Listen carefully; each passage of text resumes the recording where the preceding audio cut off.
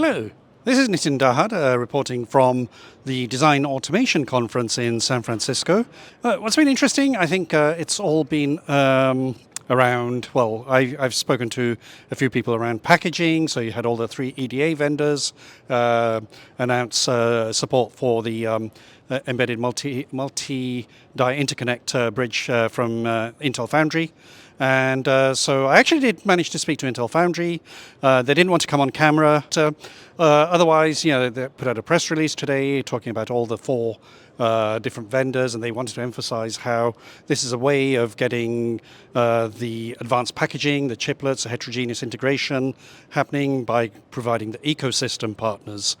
I also talked to Jim Keller, CEO of TensTorrent, and you'll hear the interview I did with him on some of the challenges in the design automation space for developing chips and things that he's doing. Then we had a chat with Shankar Morti, who's the general manager for the EDA business for Synopsys. So he gave a talk today as well, and we talk about some of the challenges in developing heterogeneous chips, multi-die chips, and what Synopsys is seeing in that area. Other than that, I think I spoke to a lot of other people, including Faraday, for example, on designing a 3-nanometer chip on Intel, the Intel 18A process, and you'll hear a brief interview on that. And then I also spoke to Michael Wishart, who's the co-founder and CEO of EFabulous Corporation, and at a Design Automation Conference a couple of years ago, I did run a panel on democratization of silicon design, and he talks a little bit about projects that they've enabled in terms of custom silicon. So hopefully you enjoy this little series of interviews. We'll hopefully come to you again for day 2 tomorrow.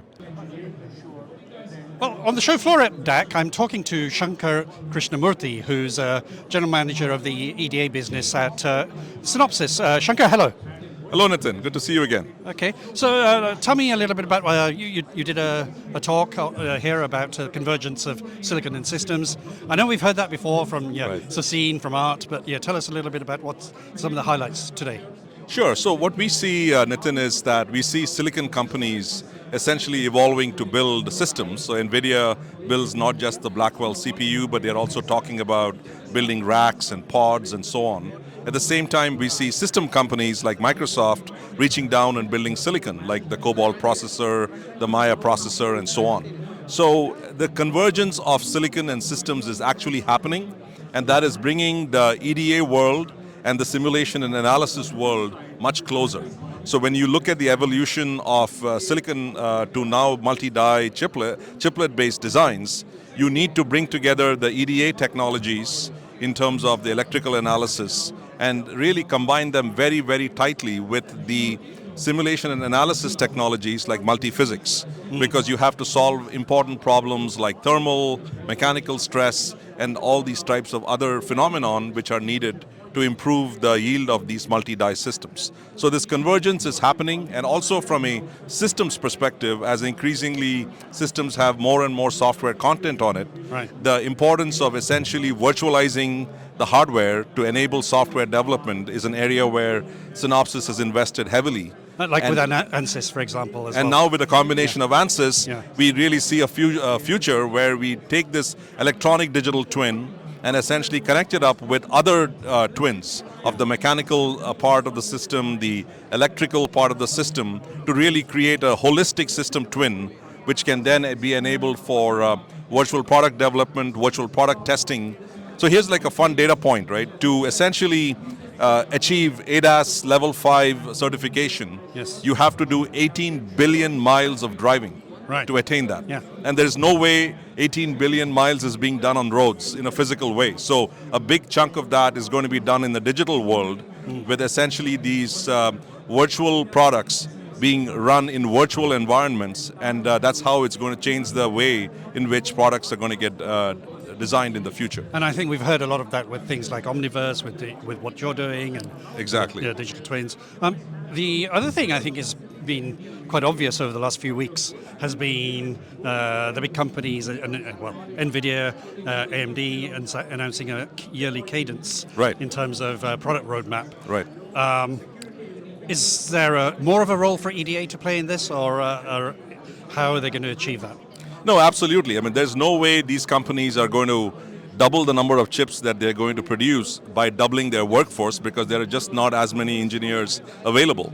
So the reliance on EDA technology, AI technology to significantly automate workflows, to really do more and more autonomous design is going to increase significantly. In addition, the importance of IP-based design, where you really design, you kind of define what is core and what is context, and essentially acquire IPs from companies like Synopsys for the part that can be designed separately. These are all ways to accelerate. And then the last one is really around multi-die and multi-die design, because once you move to that chiplet-based methodology, you can then reuse things extensively, and so you can accelerate the pace with which you can deliver stuff. That reuse, I think, is going to be challenging, and I think you need standards, you need connectivity. So I think I've spoken to your colleagues in the past as well. There's a lot that needs to be done in that whole sort of enabling interoperability and connectivity. No, absolutely. I mean, things like UCIe and other types of standards for die-to-die connectivity are going to play a huge role in being able to do this. Now, I know we didn't talk about this before, but I think a figure was quoted to me last week when I did an interview with the ex-director of TSMC. He said to do a 3-nanometer chip, it's $1.5 billion. So it's only for the Apples and the sort of companies that have volume products. What are you seeing in the EDA space to enable that democratization of silicon design elsewhere? Yeah, so obviously there is the mass costs and all those things, which are obviously where more competition is good in order to address that part of the costs. But with respect to design expertise, I think AI plays a huge role, especially with generative AI. You can dramatically accelerate chip development cycles by having generative AI produce RTL and test benches of high quality. Being able to really look at maybe some percentage of your chip being done completely autonomously by AI systems is a way to address the resource gap. And the cost? And of course, the cost elements as well, right? So essentially, I mean, the way to democratize this is to really drive more and more automation, more and more AI into the workflows, and really kind of lower the bar for entry with respect to this type of advanced designs. Well, Shankar, thank you for giving us your time. Thank you very much. Thank you, Nitin. Wonderful seeing you again. Well, on the show floor today at DAC, I'm with Jim Keller, who's the CEO of Tenstorrent. Jim, how's it going? Very good. So, Jim, you did a keynote. Tell us the gist of what you're talking about here at DAC. Well, I wanted to talk about the Tenstorrent AI design and some of the lessons we learned, and then how we used open source technology like RISC-V processors, all kinds of open source software to build our product, and then kind of a little bit of a lessons learned, and then what we're doing next. And there is, as we speak, the RISC-V Summit is going on in Europe. Is the ecosystem support there? I mean, how are you coping with that? Oh, we're not coping. So RISC-V is doing great. Yeah. So in the media, you'll see these big cycles, like it's going to take over everything. Oh, it's not getting traction. Oh, there's no support. Oh, the support's good. Just ignore the cycles. Yeah. So what people are doing with RISC-V is it's CPU technology you can own, you can modify. You don't have to ask anybody's permission, and the ecosystem is growing all the time, and it's making really steady progress. We use it in particular because we needed many kinds of processors in this stack, from very small to medium to large CPUs, and we could get what we want, and the software availability was amazingly good. Yeah. In terms of other areas, what's the big issue that you see in this design automation space that are affecting you in your building out the chip and taping out the chip? Well, so the modern chips have a lot of transistors on them. Yeah. And the CAD tools to build that and the IP to put together, it's both expensive and it takes a lot of work to build.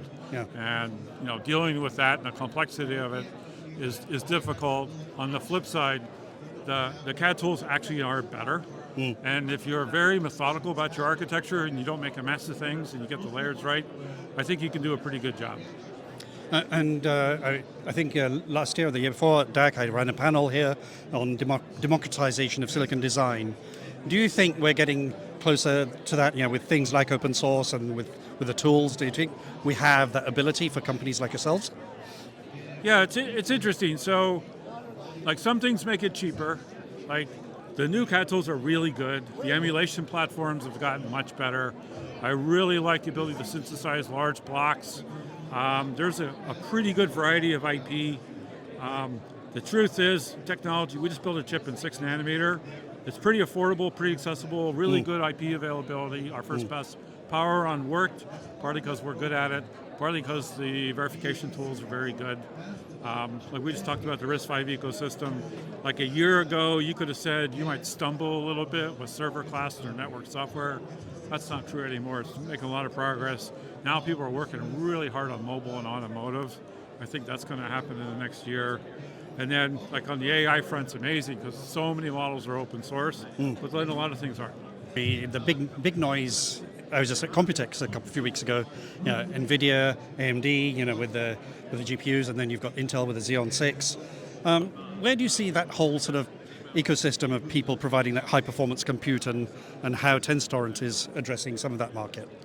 Yeah, it's been an interesting, like sometimes technology is a race to the bottom. Yeah. With AI, it's sort of been a race to the top. Like each generation of NVIDIA is more and more expensive. Yeah. Now, historically, that's not the direction technology goes, right? So whenever you're early in an adoption cycle, like we saw the same thing in networking. Everybody was trying to build the terabit switch and the higher and higher generation, when in fact what was happening is all that technology is getting worked out, and then prices came down massively. Right? So, and then I talk to people all the time where they want to build their own product. They want to license a CPU, AI engine, make a chip, buy a chiplet, integrate the technology into their device, which means they're not really up for spending $10,000 for a GPU. Yeah. And so the expansion of the market with these high-end products is cool because that's enabling a lot of technology. It's at that data center level. But yeah. Technology always gets back on the cost curves. Yeah. And then the interest of people owning things is really high. And then we're trying to play in that market. Okay. Now tell us a little bit about Tenstorrent and progress. So I think there have been rumors about funding. I think that's still imminent, but I think on the product side. Yeah, so this year we open sourced our compiler and our bare metal stack, which went really well. We started selling our Gen 1 cards as basically dev machines for people. We powered on our Gen 2 product, Black Hole, about 2.5 months ago. Yep. That's going really well. We're going to start production on A0 Silicon, which I'm really happy about. The team is really excited. We've got traction on our AI engine and CPU, RISC-V CPU as IP to license. Yep. So we're starting to build that business. And we're just trying to be very steady about this and methodical. I gave a talk today about all the layers of software that you have to do if you want to keep the software stack clean. And then I talk to people all the time who are really interested in seeing that software stack open source and available. So that's our business model. As we sell IP, we're starting to sell hardware. But we're also trying to build a fairly open stack based on RISC-V technology and compilers and tools that people then have access to. And then enables that system approach then? Yes. Okay. Well, good. Jim, thank you very much. Yeah, thanks. Good to meet you. I'm now talking to KH Lee, who's the president of Faraday for the US. KH, hello. Yeah, hello, Nathan. Yeah, long time no see. Okay, yes. So tell me a little bit about what you're doing. So yeah, this year, actually, the February, we have just announced the PR with Intel and ARM together. So we are working on the Intel 18A. So we will do the test chiplet platform. So right now the schedule will be the next year, second half next year. So the triplet, the platform will have one SoC demonstration, use the ARM Neoverse, the CPU, most advanced node CPU, and also the 18A, the 2 nanometer, the GAA technology, most advanced as well. And so this will be SoC by the ARM CPU, and also we have an I/O die to pair with the SoC. So they will using the Intel Inbit. Okay. So they are kind of the advanced packaging technology. And what do you think are the challenges? So right now the ARM CPU, I think, of course, the super scale, the customer, they have experience on that, but not so many the ASIC vendor, they have experienced this CPU, which is the most advanced, and also 2 nanometer GA. They have the bedside power. There are a lot of feature in 2 nanometer, which this is also is the first time we need to get through for the design flow, sign off criteria, everything on the design. The point of view, we need to clear a lot of difficulty before tape out. And I mean, so you've got quite a lot of design expertise. Are you doing any other designs like on this chiplet basis, and is there something you're working on currently that you can talk about? Yeah, yes, because right now the AI HPC, they are all using the advanced packaging, 2.5D. Yeah. TSMC called CoWoS, so the capacity is limited, and also TSMC dominant. So a lot of customers right now they are overflow to Samsung, and even the UMC, which right now we have a few cases we are using the UMC interposal. We design the interposal and work with OSAT in Taiwan to do the advanced packaging as well. And why do people come to Faraday? I mean, what's the why you and not some of the other? I've spoken to many design services companies. Yeah, I think for the TSMC they have their VCA, they have a TCAM. They can do the TSMC will do the turnkey for those companies. But if you have if you cannot find the support, you cannot find the capacity, then you need to go out. So I think right now the UMC they also have a interposal capacity, and also in Taiwan the OSAT, the SPLAC, they are all offer the 2.5D advanced node packaging. So I think this, if they want to, right now the solution is limited. If they want to find a solution outside TSMC, I think we are one of the best choice right now. Okay. Yeah. And so what excites you right now about the industry? What's the most interesting thing you're working on? Yeah, I think the AI. AI is the hot topic right now, and so the AI need to use the most advanced, so 2 nanometer, and also the ARM CPU, and I think right now it's just the first year of AI, and moving forward for the next 10 years, definitely will be the trend will be related to AI, everything related to AI. So right now in US, most of the funding go to the HPC and AI. So right now most of the customers they are looking for, because right now the opportunity is all from this HPC and AI. So we are working on this kind of opportunity right now. Well, KH, thank you very much. Yeah, thank you, Nathan. I'm now talking to Mike Wishart, who's the CEO and co-founder of EFabulous Corporation. Mike, hello. Hi, Denton. How are you doing? I'm good. EFabulous, I think we've interviewed your colleague and co-founder Mohammed before, but just remind our audience what you're up to. Sure, and it's been, I think, a couple years since you talked to Mohammed. Yes. So EFabulous is a platform. Our whole goal is to enable other people to create silicon that is extremely affordable and do it very simple, far more than they ever would imagine. Imagine being able to go from tools to parts for less than $10,000. That's what we are here for. And it's a flat platform approach, and I know I've looked at it in the past, and I think the key proposition you have is you don't have to have lots of money to basically create custom silicon. Walk us through that a little bit. Sure. So it's several things, and you hit one of them very importantly, cost. Yeah. Another important thing is access. So when people come to our platform, they're designing in minutes. Doesn't take them months or weeks to get licenses, they're designing in minutes. They're doing it with open source, but we're sitting here in front of the Synopsys booth, and they're actually an investor in us, and shortly you'll be able to see packages with Synopsys tools around that as well. So it's you get access to everything right away. Now, why is this important? Imagine you're a product company and you want to create custom silicon. That is our core market. That's probably 80% of the people designing on our platform are product companies creating silicon to make their end products better. And you've reached a landmark of 40 product companies who've actually now used the platform to create their custom silicon. Yes. So amazingly, we've actually had 600 tape outs on the platform. Okay. It includes academics, other things. But the really exciting part about what's happening now with us is product companies are coming and creating products for their own end products. That's the 40. So we've had 40 of those. probably 3/4 of them have come in the last year. Okay. And what kind of thing are they doing? I know it must be quite diverse. So of the 40 companies, they cover about 8 countries. So they're coming all over the world. The products range from medical devices to a very innovative keyboard. People are creating IoT platforms. There's some very simple ML getting created. There is no one, and that's actually what we love. We think that one of the problems in the world has been people judging what can be created or not. We want everybody to be able to create their own product in their own way. And of those 40, are there any in market already, or are you seeing a sort of a... All 40 at this point have come to generate prototypes. Okay. We have the first 2 go into production this year. Right. What are the challenges your customers are coming across when they use your platform or generally on the design process? I think the first challenge is to actually believe that they can create custom silicon for $10,000. And when you say believe, these are these are experienced engineers?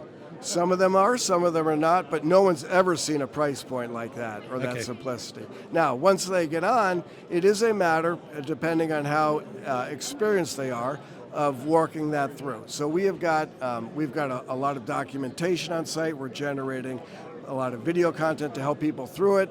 We've got 12,000 community members, 6,000 people on a Slack channel to help. But depending on their expertise, they'll have more or less time working their way through that. Okay. And on the other aspect of that is, what are the challenges? For us? Yeah, for your customers. Oh, for the customers. Well, for the customers, their challenge is how to create a product that's truly differentiated in the end market. And that can range all over the map. But one of the really key reasons people go to custom silicon is so that they can lower the power requirements. Okay. For example, get 10 times the battery life. Okay. Well, Mike, thank you very much. Thanks a bunch. Really enjoyed it.